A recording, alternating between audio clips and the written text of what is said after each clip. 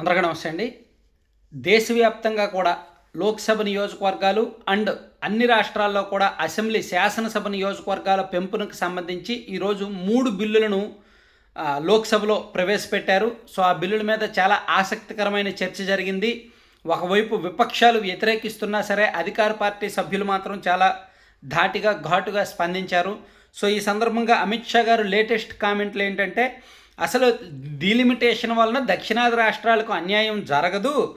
ఆంధ్రప్రదేశ్లో లోక్సభ సీట్లు 25 నుంచి 38కి పెరుగుతాయి, తెలంగాణలో 17 నుంచి 26కు పెరుగుతాయి, కేరళలో 20 నుంచి 30కి పెరుగుతాయి, తమిళనాడులో 39 నుంచి 59కి పెరుగుతాయి, కర్ణాటకలో 28 నుంచి 42కు పెరుగుతాయి. సో ఇక్కడ దక్షిణాది రాష్ట్రాలకు అన్యాయం జరుగుతుంది అనేది తప్పుడు ప్రచారం మాత్రమే. ఈ బిల్లుతో చాలా లాభం జరుగుద్ది. కర్ణాటక, తెలంగాణ ఒక విధంగా లాభపడతాయి. బిల్లుపై విపక్షాలు తప్పుడు ప్రచారం చేస్తున్నాయి అని చెప్పారన్నమాట. సో చాలా ఆసక్తికరంగా చర్చ జరిగింది ఈ లోక్సభ నియోజకవర్గాల పునర్విభజన. మరోవైపు ప్రధానమంత్రి నరేంద్ర మోదీ గారు కూడా ఒక ప్రకటన చేశారు. అసలు దక్షిణాది రాష్ట్రాలకు అన్యాయం జరగదు, నాది పూచి నన్ను నమ్మండి, ఈ బిల్లుకి అందరూ కూడా ఆమోదం తెలపండి అని. సో పార్లమెంటు వేదికగా అలాగే మహిళా బిల్లు క్రెడిట్ కూడా విపక్షాలే తీసుకోండి కానీ సహకరించండి అని ఆయన చెప్పారనమాట.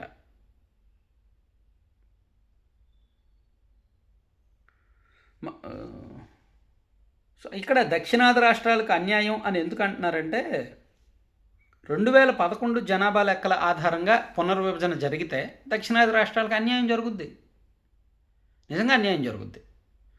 లేదు 2011 జనాభా లెక్కల ఆధారంగా కాదు, దేశవ్యాప్తంగా 50% సీట్లు పెంచుతారా, అక్కడ కూడా అన్యాయం జరుగుద్ది. అంటే పూర్తిగా నార్త్ ఇండియన్ స్టేట్స్లోని లోక్సభ నియోజకవర్గాల సంఖ్య ఓవరాల్ మ్యాజిక్ ఫిగర్ని దాటేస్తుంది. సో లోక్సభ నియోజకవర్గాలు 850 చేశారు అనుకోండి, మ్యాజిక్ ఫిగర్ 426 అయింది అనుకోండి. ఓన్లీ నార్థర్న్ స్టేట్స్లో అంటే ఉత్తరాది రాష్ట్రాల్లోనే మొత్తం లోక్సభ నియోజకవర్గాలు 630 640 అయినప్పుడు అక్కడే మ్యాజిక్ ఫిగర్ వచ్చేసింది అనుకోండి బీజేపీకో ఏదైనా పార్టీకి, ఇంకా సౌత్ని ఎవడు పట్టించుకుంటాడు? సో అదే ఇక్కడ సౌత్ ఇండియాకి సరైన వాయిస్ ఉండడం లేదు, సౌత్ ఇండియాకి సరైన రాజకీయ ప్రాధాన్యత దక్కడం లేదు. స్థానాలు ఎక్కువ ఉన్నప్పుడు రాజకీయ ప్రాధాన్యత దక్కుద్ది, నిధులు ఎక్కువ వస్తాయి, మాట్లాడే అవకాశం వస్తుంది అనమాట. సో కానీ దాన్ని వీళ్ళు ఒప్పుకోవట్లేదు. మహిళా రిజర్వేషన్ బిల్లును సో అలాగే ఇక్కడ రకరకాల చర్చ అయితే జరుగుతుంది. దీని మీద అసలు ఏ ప్రాతిపదికన చేస్తున్నారు ఏంటనేది కూడా మళ్ళీ మాట్లాడదాము. సో ఇక్కడ ప్రధానంగా మనం మరో అంశం మాట్లాడాలి.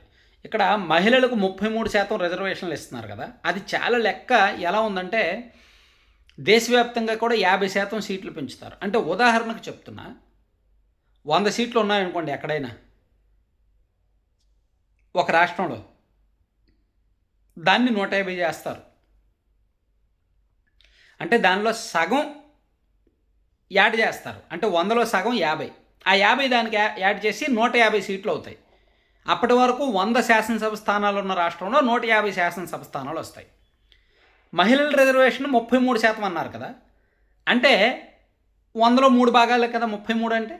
సో ఇక్కడ 150ను 3 భాగాలు చేస్తే 50 కదా, ఆ 50 మహిళలకు ఇస్తున్నారు. అంటే దీని అర్థం ఏంటి? దేశవ్యాప్తంగా ఎన్ని లోక్సభ స్థానాలు పెరుగుతాయో ఆ లోక్సభ స్థానాలు మహిళలకు వస్తాయి. అలాగని కొత్తగా ఎక్కడెక్కడ పెరుగుతాయో అవని కాదు, సంఖ్య మాత్రమే. సో ఇప్పుడు కొత్తగా 273 లోక్సభ స్థానాలు పెరిగితే దేశవ్యాప్తంగా మహిళలకు రిజర్వ్ అయ్యే స్థానాలు 273. మన రాష్ట్రంలో 13 లోక్సభ స్థానాలు పెరిగితే మన రాష్ట్రంలో మహిళలకు రిజర్వ్ అయ్యే స్థానాలు 13.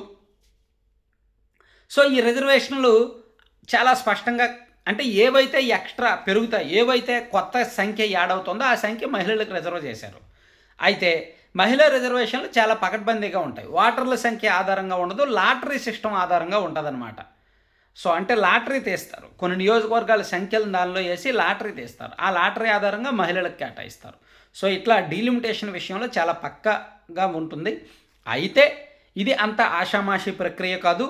ఈరోజు బిల్లులు ప్రవేశపెట్టారు, దాని మీద చర్చ జరిగింది. ఈ చర్చ సందర్భంగా దక్షిణాది రాష్ట్రాల ఎంపీలు వాళ్ళ వ్యతిరేకత చెప్పారు. దాని మీద అధికార పక్ష సభ్యులు కూడా ఒక క్లారిటీ ఇచ్చారు, ఎక్కడ అన్యాయం జరగదని చెప్తున్నారు. కానీ ఎక్కడ ఏదో తేడా కొడుతుంది అనిపిస్తుంది. ఈ బిల్లులో ఏముంది, అసలు ఏ ఏ అంశాలు చేర్చారు అనేది మనం చూసిన తర్వాత పూర్తి క్లారిటీగా చెప్పొచ్చు అనమాట. ఒకటి మాత్రం నిజం, జనాభా ప్రాతిపదికన చేస్తే మాత్రం మన రాష్ట్రాలకు 100% అన్యాయం జరుగుద్ది. జనాభా ప్రాతిపదికన కాదు, అన్ని చోట్ల కూడా ఉన్న సీట్లలో 50% పెంచుతామంటే కొంతవరకు అన్యాయం జరుగుద్ది. పూర్తి స్థాయిలో కాదు కానీ కొంతవరకు జరుగుద్ది. సో ఏదైనా డీలిమిటేషన్ వలన కొంత దక్షిణాది రాష్ట్రాలకు నష్టం అనే మాట మాత్రం వాస్తవమే.